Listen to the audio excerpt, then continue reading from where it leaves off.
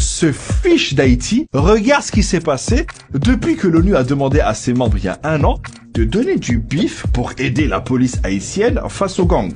Sur les 193 pays sollicités, tu sais combien ont répondu présent et donné du bif? 6. 6. Voilà, même moi, j'arrive à avoir plus de monde pour un déménagement. Et dis-toi que ces 6 pays ont donné au total environ 68 millions de dollars. T'imagines? Je suis sûr que si on avait lancé une cagnotte litchi, on aurait pu récolter plus. Alors que dans le même temps, juste cette année, l'Union européenne à elle seule a débloqué 50 milliards d'euros pour soutenir la reconstruction de l'Ukraine. Et ça, bien sûr, c'est sans compter les aides militaires. Du coup, le boss de l'ONU, il a pété un plomb en disant: ah, donc si je comprends bien, quand il y a une guerre ou des crises financières, il y a de l'argent. Mais là, pour aider des personnes qui souffrent depuis je ne sais quand, il n'y a plus personne. C'est ça? Hein? Bande de... Vous me dégoûtez. Regarde devant toi, clochard. Bon, il a pas dit ça comme ça, mais je crois qu'il le pensait très très fort. Je vous le dis, le mec, il est à ça de faire sa prochaine interview sur Skyrock, histoire de clasher tout le monde. Cette mission d'aide, c'est une catastrophe. Ils avaient dit qu'il allait y avoir des milliers de policiers kenyans qui allaient venir aider, mais au final, il y en a eu que 400.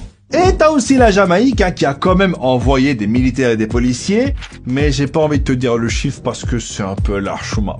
Voilà. Tu veux savoir? La Jamaïque, elle a envoyé 24 mecs. 24. Et tu peux ajouter à ça 2 soldats du Belize. Mais les gars, rien qu'au McDo de Rungis, il y a plus d'employés. En attendant, les gangs contrôlent toujours 80% de Port-au-Prince et la violence a déplacé à l'intérieur du pays plus de 600 000 personnes, dont la moitié sont des enfants, qui sont donc forcés d'abandonner leurs maisons, leurs écoles et qui souffrent de malnutrition. Dis-toi que la situation est tellement catastrophique que le choléra fait un comeback et qu'il y a des pénuries d'eau, de médicaments, de nourriture, d'électricité, etc. On estime que 90% de la population d'Haïti vit en situation de pauvreté. Je veux dire, c'est tout le pays qui coule devant le monde entier et personne ne fait rien. Ils doivent faire quoi pour qu'on s'intéresse à eux? Changer leur couleur de peau? Non, je rigole. Ou pas.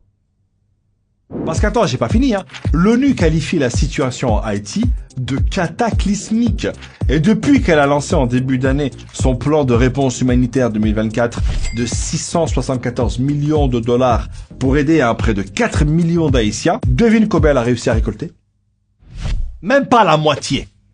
Non mais faudra pas s'étonner si un jour en pleine réunion des pays membres, le boss de l'ONU sort à 9 mm et braque tout le monde, Au final, t'as l'impression qu'il faut encore un tremblement de terre ou un tsunami pour que ça bouge, parce que les médias et le monde ne s'intéressent à Haïti que lorsqu'il y a une catastrophe naturelle ou un massacre à cause de la guerre des gangs. Sinon, Haïti, c'est comme le crayon de couleur blanc dans une trousse. Tout le monde s'en fout.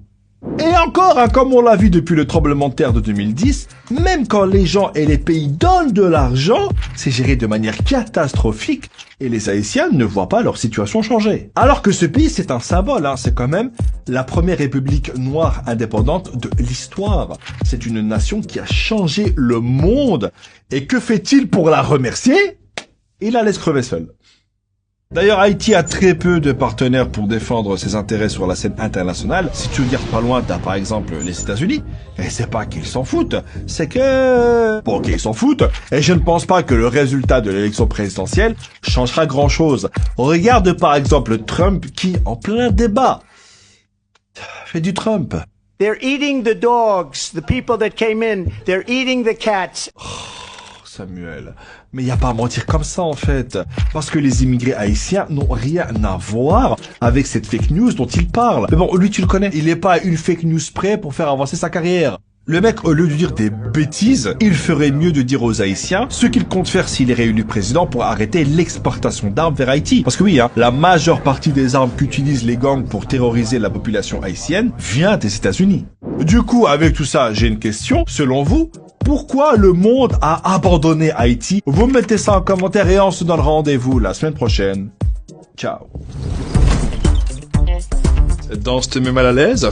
Tu voudrais que j'arrête? Y a pas de problème. Pour ça, il suffit de cliquer là pour t'abonner et cliquer là pour regarder une autre vidéo. Par contre, dépêche-toi parce que là, je suis un peu fatigué, tu vois.